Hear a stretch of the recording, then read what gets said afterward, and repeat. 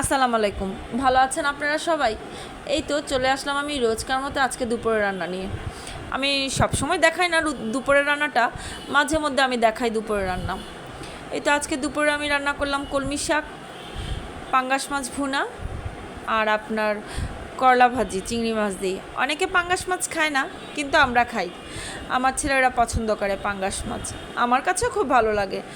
অনেকে বলে পাঙ্গাস মাছ নাকি খুব একটা পছন্দ করে না। এক একজনের এক এক ধরনের কথাবার্তা, কিন্তু আমাদের কাছে ভালো লাগে। এই তো বাগারের জন্য যে আমি পেঁয়াজ আর রসুন ভেজেছিলাম সেটা লাল লাল হয়ে গিয়েছে, এখন আমি শাকটাকে দিয়ে দিয়েছি। এই তো আমি শাকটাকে ভেজে নিচ্ছি।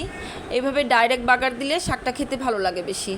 সিদ্ধটা ভালো লাগে, কিন্তু ডাইরেক্টটা বেশি ভালো লাগে। আমি একটু জালটা কমিয়ে দিয়ে ভেজে নিব। আমার শাকটা হয়ে গিয়েছে, আমি শাকটাকে নামিয়ে ফেলবো এখন। তারপর আমি পাঙ্গাস মাছটাকে ভুনা করে নিব।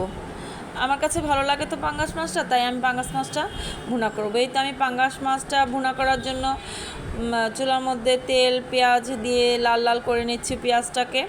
তারপর আমি সব ধরনের মশলা দিয়ে মশলাগুলোকে কষিয়ে নিব। কষানোর পরে মাছগুলো দিয়ে দিব। মাছ দিয়ে মাছটাকে একটু কষিয়ে নিব। তারপর একটু পানি দিয়ে আমি জলপই আর লেবু পাতা দিয়ে দিব। আমি ঝোল ঝোল রাখবো না, মাখা মাখা রাখবো। আর আমি পাঙ্গাস মাছটাকে হলুদ মরিচ লবণ আর লেবু দিয়ে আগেই মেখে রেখেছিলাম, আধা ঘন্টা আমি মেখে রেখে দিয়েছিলাম। তারপর আমি রান্নার জন্য প্রস্তুত করে নিয়েছি। সব মশলা কষানো হলো পরে আমি মাছটাকে দিয়ে দিলাম, একটু পানি দিয়ে আর একটু কষলো। এই তো আমি জলপইটা দিয়ে দিচ্ছি। তারপরে আমি লেবু পাতা দিব, নামিয়ে ফেলবো। তারপরে দেখে মনে হচ্ছে মাছের গ্রেভিটা খুব মজা হবে।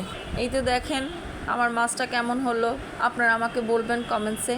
এই তো আমি এখন করলা ভাজির জন্য পেঁয়াজটাকে ভেজে নিচ্ছি। তারপর আমি করলা আলু দিয়ে দিব, চিংড়ি মাছ দিয়ে দিব, ওইটাকে একটু ভেজে নিব। আর করলা কেটে আমি লবণ দিয়ে রেখে দিয়েছিলাম।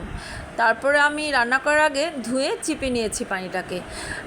কেন লবণ দিয়ে রেখেছিলাম, অনেক সময় করলা তেতো তেতো লাগে, অনেকে খেতে পারে না। এর জন্য একটু লবণ দিয়ে মেখে রাখলে দেখা যায় যে তেতো ভাবটা চলে যায়। এর জন্য আমি একটু লবণ দিয়ে রেখেছিলাম। করলাকে আমি দিয়ে দিলাম, কেটে রাখা করলার। এই তো আমার ভাজি প্রায় হয়ে যাবে কিছুক্ষণের মধ্যেই। আমি নাড়াচাড়া দিচ্ছি, হয়ে গেলে আমি নামিয়ে নিব। এই তো আমার ভাজাটা হয়ে গিয়েছে, একটু লাল লাল চলে এসেছে ভাব। এই তো আমার শাক মাছ করলা ভাজি হয়ে গিয়েছে। আমার বোন আজকেও তরকারি পাঠিয়েছে, ডাল পাঠিয়েছে, মাছ পাঠিয়েছে, আবারও বরবটি ভাজি আমিও পাঠিয়ে দিয়েছি।